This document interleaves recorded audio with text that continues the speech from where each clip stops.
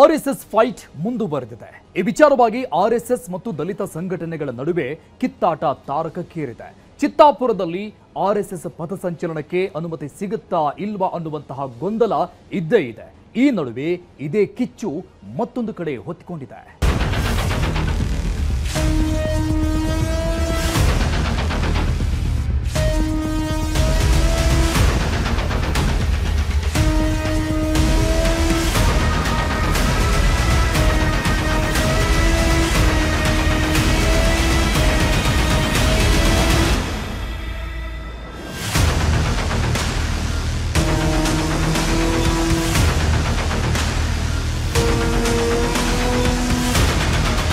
ಇದು ನಿಗೂಢ, ಅತ್ಯಂತ ರಹಸ್ಯ, ಇನ್ನೂ ಸಸ್ಪೆನ್ಸ್ ಆಗೇ ಇದೆ.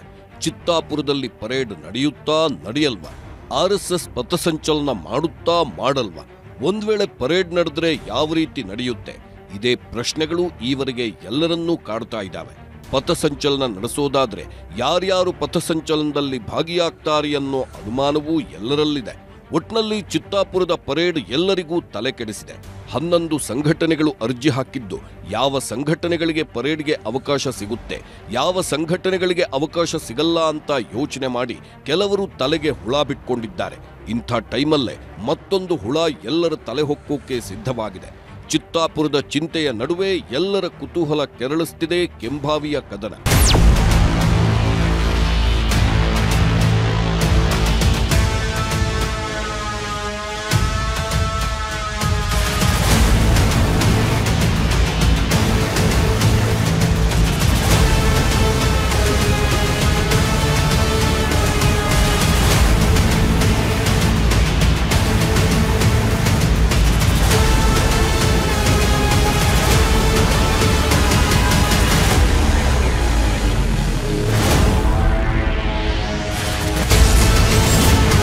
ಚಿತ್ತಾಪುರದ ನಂತರ ಕೆಂಭಾವಿ, ಹೊಸ ಪರೇಡ್ ಫೈಟ್ ಶುರು.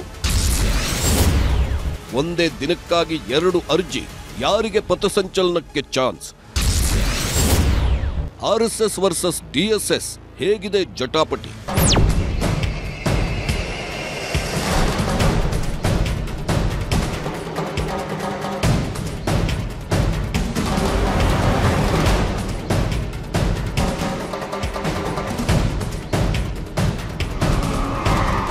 ಪಥಸಂಚಲನ ಈಗ ರಾಜ್ಯಾದ್ಯಂತ ಸದ್ದು ಮಾಡ್ತಾ ಇದೆ.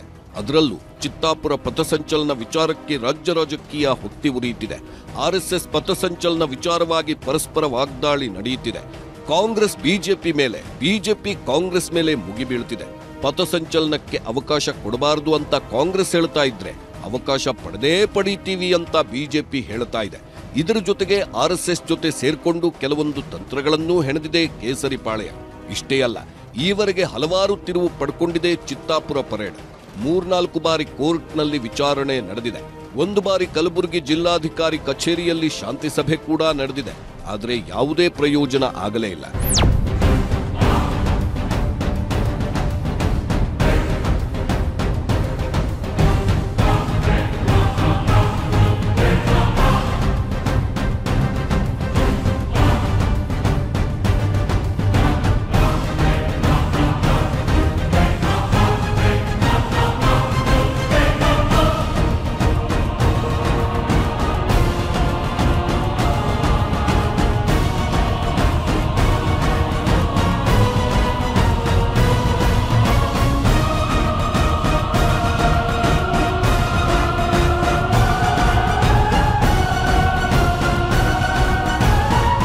ಚಿತ್ತಾಪುರ ಪರೇಡ್ ಫೈಟ್ನ ಅಖಾಡದಲ್ಲಿರೋದು ಬರೋಬ್ಬರಿ 11 ಸಂಘಟನೆಗಳು.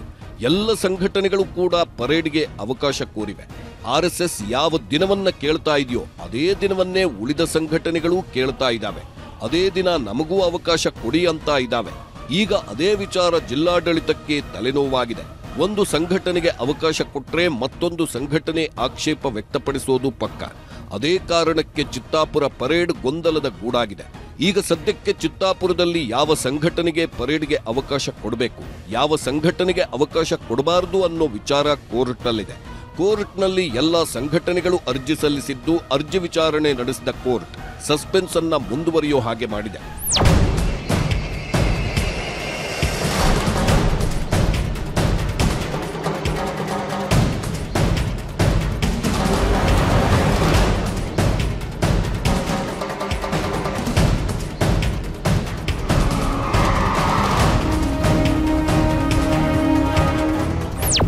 ಜನರು ಒಪ್ಪಿರ್ಬೋದು. ಎಲ್ಲ ಜನರು ಒಪ್ಪಿದಾರಾ? ನಾನು ಈ ಸಮಾಜದ ಒಬ್ಬ ವ್ಯಕ್ತಿ ಅಲ್ವಾ, ನಾನು ಒಪ್ಪಿದ್ದೀನ? ನಮ್ಮ ಸಮಾಜದವ್ರು ಒಪ್ಪಿದಾರಾ?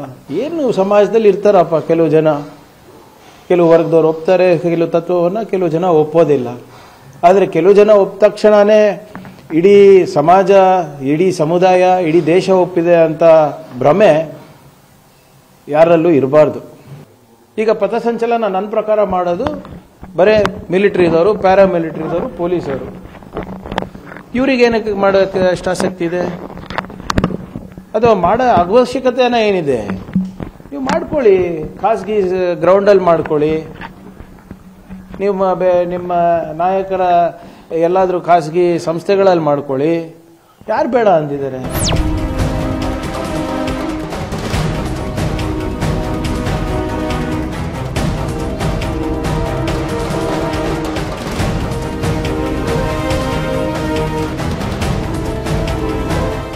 ಹೌದು, ಇದೇ 30ರಂದು ಕಲಬುರಗಿ ಹೈಕೋರ್ಟ್ ಪೀಠದಲ್ಲಿ ಅರ್ಜಿ ವಿಚಾರಣೆ ನಡೆದಿತ್ತು.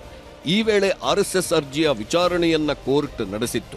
ಅರ್ಜಿಗಳ ವಿಚಾರಣೆ ನಡೆಸಿದ ಕೋರ್ಟ್ ಶಾಂತಿಯುತ ಕಾರ್ಯಕ್ರಮಗಳು ನಡೆಯಬೇಕು, ಮುಂದಿನ ದಿನಗಳಿಗೂ ಪಥಸಂಚಲನ ಮಾದರಿಯಾಗಬೇಕು, ಶಾಂತಿ ಸಭೆಗೆ ಮತ್ತೊಂದು ಅವಕಾಶ ನೀಡಲಾಗ್ತಿದೆ, ನವೆಂಬರ್ 5ರಂದು ಶಾಂತಿ ಸಭೆ ನಡೆಸಿ ನಿರ್ಧಾರ ಮಾಡಿ, ಎಲ್ಲವೂ ಸುಸೂತ್ರವಾಗಿ ನಡೆಯಲಿ ಅನ್ನೋದೇ ನಿರೀಕ್ಷೆ. ಸಭೆಗೆ ಪ್ರತಿ ಸಂಘಟನೆಯ 3 ಮಂದಿ ಹಾಜರಾಗಲಿ, ಸಭೆಯ ವರದಿಯನ್ನ ಕೋರ್ಟ್ಗೆ ಸಲ್ಲಿಸಿ ನವೆಂಬರ್ 7ರಂದು ವಿಚಾರಣೆ ಮಾಡಿ ನಿರ್ಧಾರ ಮಾಡೋಣ ಅಂತ ಹೇಳಿಬಿಡ್ತು. ಆದ್ದರಿಂದ ಚಿತ್ತಾಪುರ ಪರೇಡ್ ವಿಚಾರ ಕೊನೆಗೂ ಸಸ್ಪೆನ್ಸ್ ಆಗೇ ಉಳಿಯಿತು. ಈಗ ನವೆಂಬರ್ 7ರವರೆಗೆ ಚಿತ್ತಾಪುರ ಪರೇಡ್ ಏನಾಗುತ್ತೆ ಅನ್ನೋದು ನಿಗೂಢವಾಗೇ ಉಳಿಯುತ್ತೆ. ಚಿತ್ತಾಪುರದಲ್ಲಿ ಇದೆಲ್ಲ ನಡೀತಾ ಇರಬೇಕಾದ್ರೆ ಮತ್ತೊಂದು ಕಡೆ ಇಂಥದ್ದೇ ಬೆಂಕಿ ಹೊತ್ಕೊಂಡಿದೆ. ಅದೆಲ್ಲಿ ಗೊತ್ತಾ? ಯಾದಗಿರಿಯ ಸುರಪುರ ತಾಲೂಕಿನ ಕೆಂಬಾವಿಯಲ್ಲಿ ನವೆಂಬರ್ 4ರ ಫೈಟ್. ಎಲ್ಲ ಕಡೆ ಆರ್ಎಸ್ಎಸ್ ಪಥಸಂಚಲನ ನಡೆಸ್ತಾ ಇದೆ. ಆರ್ಎಸ್ಎಸ್ ಶುರುವಾಗಿ 100 ವರ್ಷ ಕಂಪ್ಲೀಟ್ ಆದ ಕಾರಣಕ್ಕೆ ಪ್ರತಿ ನಗರ ಮತ್ತು ಪಟ್ಟಣಗಳಲ್ಲಿ ಆರ್ಎಸ್ಎಸ್ ಕಾರ್ಯಕರ್ತರು ಪರೇಡ್ ನಡೆಸ್ತಾ ಇದ್ದಾರೆ.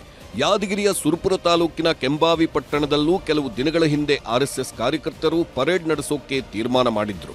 ಸರ್ಕಾರದ ಅನುಮತಿ ಕೇಳಿದ್ರು. ಆದರೆ ಸರ್ಕಾರ ಇನ್ನೇನು ಅನುಮತಿ ಕೊಡಬೇಕು ಅನ್ನೋ ಟೈಮಲ್ಲೇ ಡಿಎಸ್ಎಸ್ ಅಖಾಡಕ್ಕಿಳಿದಿದೆ. ನಮಗೂ ಕೂಡ ಅನುಮತಿ ಕೊಡಿ, ನವೆಂಬರ್ 4ರಂದೇ ನಾವು ಪರೇಡ್ ನಡೆಸ್ತೇವೆ ಅಂತ ತಾಲೂಕು ಆಡಳಿತಕ್ಕೆ ಮನವಿ ಪತ್ರ ಸಲ್ಲಿಸಿದೆ. ಆರ್ಎಸ್ಎಸ್ ಕೇಳಿದ್ದ ದಿನದಂದೇ ಡಿಎಸ್ಎಸ್ ಕೂಡ ಅವಕಾಶ ಕೇಳಿದ್ದರಿಂದ ಸುರಪುರ ತಾಲೂಕು ಆಡಳಿತಕ್ಕೆ ಪಥಸಂಚಲನ ಸವಾಲಾಗಿದೆ. ಸೃಷ್ಟಿ ಮಾಡೋದಾಗ್ಲಿ, ಕೈಯಲ್ಲಿ ಕೋಲ್ ಇಟ್ಕೊಳ್ಳೋದಾಗ್ಲಿ, ಜೈಕಾರ ಹಾಕೋದಾಗ್ಲಿ ಮಾಡೋದರಿಂದ ಒಂದು ಶಾಂತಿ ಸೌಹಾರ್ದತೆಗೆ ಧಕ್ಕೆ ಆಗುತ್ತೆ. ಅದರಿಂದ ಎಲ್ಲ ದಲಿತ ಪರ ಸಂಘಟನೆಗಳು ಎಲ್ಲರೂ ಸೇರಿ ಆ ತೀರ್ಮಾನ ಏನು ಕೈಗೊಂಡಿರೋದಕ್ಕೆ ನಾವು ಬದ್ಧರಾಗಿದ್ದೀವಿ ಅಂತೇಳಿ ಇಲಾಖೆಯವರಿಗೆ ನಾವು ತಿಳಿಸಿಕೊಟ್ಟಿದ್ದೇವೆ. ನಮ್ಮ ಶಾಂತಿ ಸಭೆ ಅಂತ ನಮ್ಮ ಪೊಲೀಸ್ ಸ್ಟೇಷನ್ ನಮಗೇನು ಕರೆದಿದ್ರು, ಬಟ್ RSSನವರಿಗೆ ನಮ್ಮ ಜೊತೆಯಲ್ಲಿ ಒಂದು ಸಭೆಯನ್ನು ಮಾಡಿಲ್ಲ. ದಲಿತ ಪರ ಸಂಘಟನೆಯವರಿಗೆ ಮೊದಲ ಸಭೆಯನ್ನು ಮಾಡಿದರು. ನಮ್ಮ ಒಪಿನಿಯನ್ ಏನಿದ್ದಾವೆ ನಾವು ಅವ್ರಿಗೆ ತಿಳಿಸಿದ್ದೀವಿ, ಸ್ಪಷ್ಟವಾಗಿ ತಿಳಿಸಿದ್ದೀವಿ. ಯಾವುದೇ ಕಾರಣಕ್ಕೂ ಕೂಡ RSSನವರಿಗೆ 4ನೇ ತಾರೀಕಿಗೆ ಒಂದು ವೇಳೆ ಪಥಸಂಚಲನ ಮಾಡೋಕ್ಕೆ ನೀವು ಅವಕಾಶ ಮಾಡಿಕೊಟ್ರೆ ಅವತ್ತಿನ ದಿನವೇ ಅದೇ ಸಮಯಕ್ಕೆ ದಲಿತ ಪರ ಸಂಘಟನೆಗಳು ಕೂಡ ಕೈಯಲ್ಲಿ ರಾಷ್ಟ್ರಧ್ವಜ, ಸಂವಿಧಾನದ ಪೀಠಿಕೆ, ನೀಲಿ ಧ್ವಜಗಳನ್ನು ಇಟ್ಕೊಂಡು ನಾವು ಕೂಡ ಒಂದು ಪಥಸಂಚಲನ ಮಾಡ್ತೀವಿ ಅಂತಕ್ಕಂಥ ಮಾತನ್ನು ಅವರಿಗೆ ನಾವು ಸ್ಪಷ್ಟಪಡಿಸಿದ್ದೇವೆ. ಅನುಮತಿ ಕೇಳಿತ್ತು, ಸಿದ್ಧತೆಯೂ ನಡೆದಿತ್ತು. ಆರ್ಎಸ್ಎಸ್ ನವೆಂಬರ್ 4ರಂದು ಪರೇಡ್ಗೆ ಅವಕಾಶ ಕೊಡಿ ಅಂತ ಕೇಳಿತ್ತು. ಆದರೆ ಪರೇಡ್ಗೆ ಅವಕಾಶ ಕೊಡಬೇಕೋ ಕೊಡಬಾರದು ಅಂತ ಸರ್ಕಾರ ತೀರ್ಮಾನ ಮಾಡೋಕ್ಕೂ ಮುಂಚೆ ಎಲ್ಲ ಸಿದ್ಧತೆಗಳನ್ನ ನಡೆಸಿತ್ತು. ಕೆಂಬಾವಿ ಪಟ್ಟಣದ ಹಲವು ಬೀದಿಗಳಲ್ಲಿ ಕೇಸರಿ ಬಾವುಟ, ಬಂಟಿಂಗ್ಸ್ ಅಳವಡಿಕೆ ಮಾಡಿತ್ತು. ಒಂದೇ ದಿನದಲ್ಲಿ ಭವ್ಯ ಪಥಸಂಚಲನಕ್ಕೆ ಕೆಂಬಾವಿ ಪಟ್ಟಣವನ್ನ ಸಂಪೂರ್ಣ ಕೇಸರಿಮಯವಾಗಿಸಿತ್ತು ಆರ್ಎಸ್ಎಸ್. ಇದೆಲ್ಲ ಆದಮೇಲೆ ಡಿಎಸ್ಎಸ್ ಅರ್ಜಿ ಸಲ್ಲಿಕೆ ಮಾಡಿದೆ. ನವೆಂಬರ್ 4ರಂದೇ ನಮಗೂ ಅವಕಾಶ ಕೊಡಿ ಎಂದಿದೆ. ಇಲ್ಲಿಂದಲೇ ಪಥಸಂಚಲನ ಫೈಟ್ ಆರಂಭವಾಗಿದೆ. ಆರ್ಎಸ್ಎಸ್ ಪರೇಡ್ಗೆ ಡಿಎಸ್ಎಸ್ ಕೌಂಟರ್. ಆರ್ಎಸ್ಎಸ್ ಕೆಂಬಾವಿಯಲ್ಲಿ ಪ್ರಿಪರೇಷನ್ ನಡೆಸ್ತಾ ಇದ್ರೆ ಮತ್ತೊಂದು ಕಡೆ ಆರ್ಎಸ್ಎಸ್ಗೆ ಕೌಂಟರ್ ಕೊಡೋಕೆ ಡಿಎಸ್ಎಸ್ ಮುಂದಾಗಿದೆ. ಆರ್ಎಸ್ಎಸ್ ಅಳವಡಿಕೆ ಮಾಡಿರುವ ಕೇಸರಿ ಬಂಟಿಂಗ್ಸ್ ಮಧ್ಯೆ ನೀಲಿ ಬಂಟಿಂಗ್ಸ್ ಅಳವಡಿಕೆಗೆ ಸಿದ್ಧತೆ ನಡೆಸಿದೆ ಡಿಎಸ್ಎಸ್. ನೀಲಿ ಧ್ವಜ, ಬಂಟಿಂಗ್ಸ್ ಅಳವಡಿಕೆ ಮಾಡಲು ಪ್ಲಾನ್ ಹಾಕೊಂಡಿದೆ. ಇದರ ಜೊತೆಗೆ ಅರ್ಜಿಯಲ್ಲಿ ಕೆಲವು ಮನವಿಯನ್ನೂ ಸಲ್ಲಿಸಿದೆ.